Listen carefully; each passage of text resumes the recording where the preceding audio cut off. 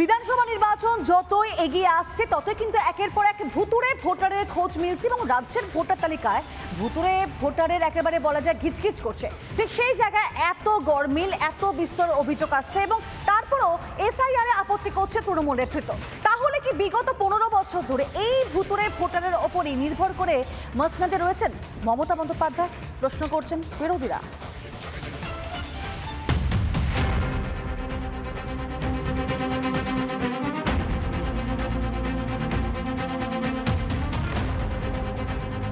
দাদু ভোট দিচ্ছেন? দাদু ভোট দিচ্ছেন। দেখা হয় ফিল করতে পারি। হয়তো উনি ভোট দিয়ে যান কিন্তু সময় মতো যাওয়া হয় না বলে দেখা হয় না নাকি? হতে পারে, টাইমিং ম্যাচ হয় না।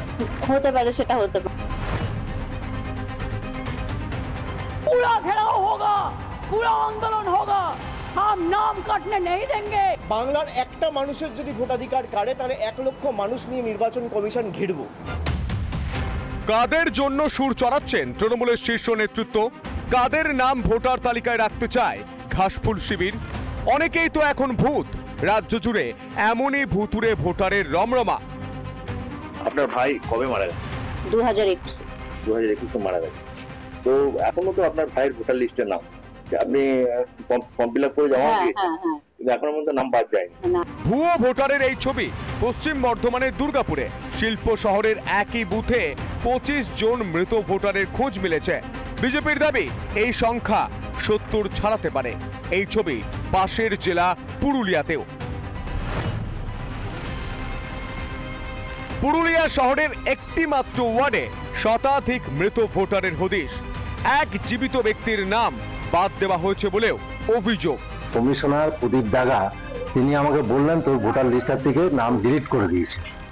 অ্যাপ্লাই করে সেইবারে আমি আবার 15 দিন পরে যেন জানতে পারি ওটাও ডিলিট হয়ে গেছে।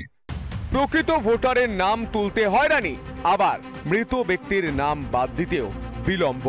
পুরুলিয়ার ভোটার লিস্ট নিয়ে নানান ধন্দ।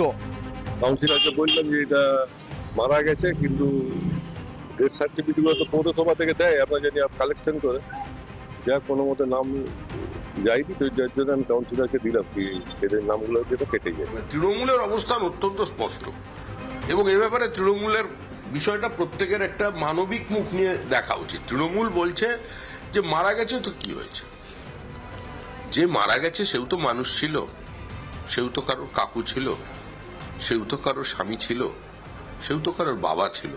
তা আমরা কি তার জন্য এইটুকুনি করতে পারি না, তার নামটা একটু ভোটার লিস্টে রাখতে পারি না?